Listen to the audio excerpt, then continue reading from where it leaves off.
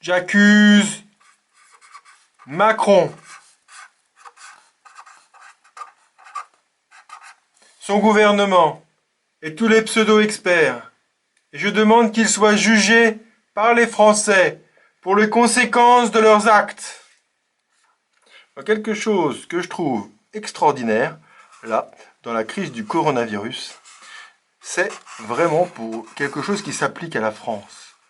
Quelque chose que l'on appelle les stades. Les stades sont un petit peu comme les DEFCON 1, DEFCON 2, DEFCON 3 aux États-Unis pour les niveaux d'alerte bombe atomique. Alors on apprend qu'il y a un niveau 1, un stade 1, avec du confinement. Ensuite on apprend qu'il y a un stade 2, où là le confinement n'est plus vraiment nécessaire parce qu'il y a un virus qui circule. Et puis un stade 3, qui est encore un niveau supérieur de prise en compte d'une épidémie qui diffuse largement dans toute la population. Et puis après, c'est très rigolo. On voit qu'il y a des stades en fait qui sont pas pour tout le pays. Il y en a qui peuvent être en stade 1 ici, en stade 2 là. Et puis alors pourquoi pas un niveau avec un stade 3 par ici. Et puis après on nous a vendu du stade renforcé. Et puis on pourrait faire aussi des stades moins un petit peu. Hein. Ou alors on pourrait faire des niveaux plus. Les niveaux plus, ça serait pas mal.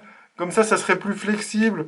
On aurait vraiment les niveaux des stades qui vraiment permettraient de générer vraiment beaucoup de subtilité, beaucoup de compréhension de la part du public. Et même qu'avec tous ces stades, on pourrait faire une sacrée compétition nationale du virus. Ça serait vraiment passionnant, ça. Je pense qu'il y a tout un concept à développer de compétition régionale du virus avec tous ces stades.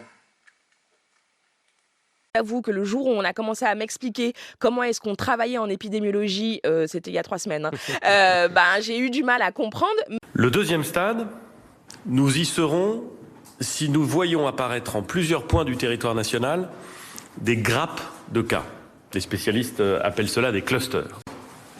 Le stade 3 correspond à l'épidémie proprement dite lorsque le virus circule largement dans la population. Le passage du stade 1 au stade 2 implique une adaptation de notre plan d'action. Certaines mesures propres au stade 1 n'ont plus de raison d'être.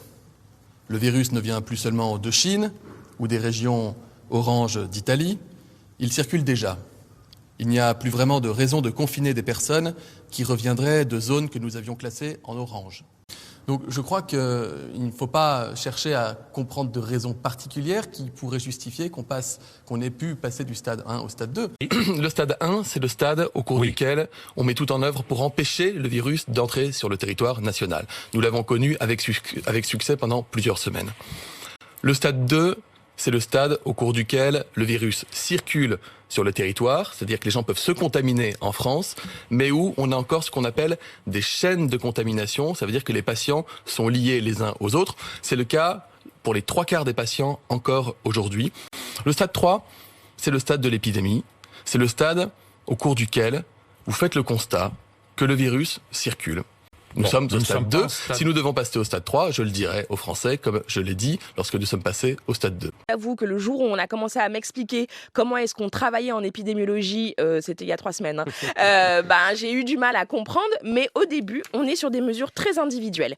On dit aux gens, pour pas amener le virus sur le territoire, dès que quelqu'un arrive, on met des mesures de confinement, de quatorzaine, etc. Et puis à un moment donné, le virus circule sur des petits bouts de territoire. Là, c'est des mesures de confinement à l'échelle de ce territoire. Et puis quand ça circule, si ça circule partout, là, on laisse les gens vivre, mais on prend la précaution pour que les plus fragiles soient les mieux protégés.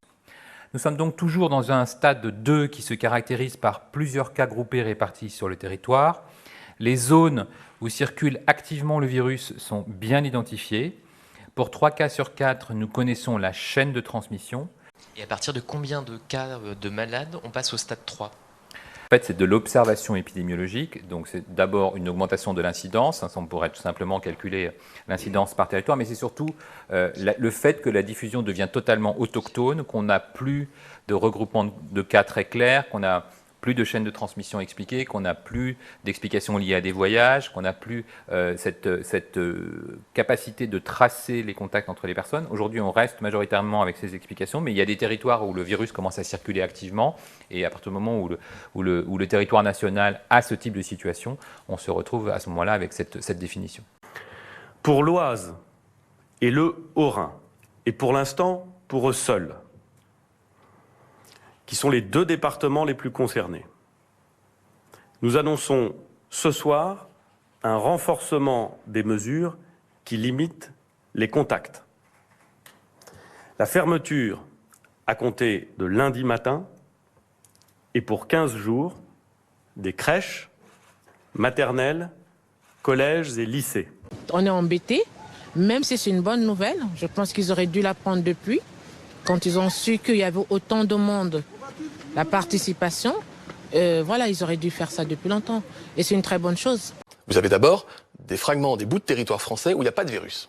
Il n'a pas été dépisté, il ne circule pas. Ce qu'on appelle encore des zones en stade 1. Le stade 3, il va dépendre de la nature de l'épidémie, de la dynamique de l'épidémie, de notre capacité, de la capacité de notre système de santé à faire face à toutes les situations, des malades à être bien soignés, des soignants à être en capacité de soigner, et que c'est ce qui compte au-delà du chiffre du stade. En fait, on a l'impression qu'on nous cache des choses. Parce qu'on nous dit qu'on est en stade 2 renforcé, alors que ça n'existe pas. C'est stade 1, stade 2, stade 3. Dites aux gens la vérité. J'avoue que le jour où on a commencé à m'expliquer comment est-ce qu'on travaillait en épidémiologie, c'était il y a 3 semaines, j'ai eu du mal à comprendre,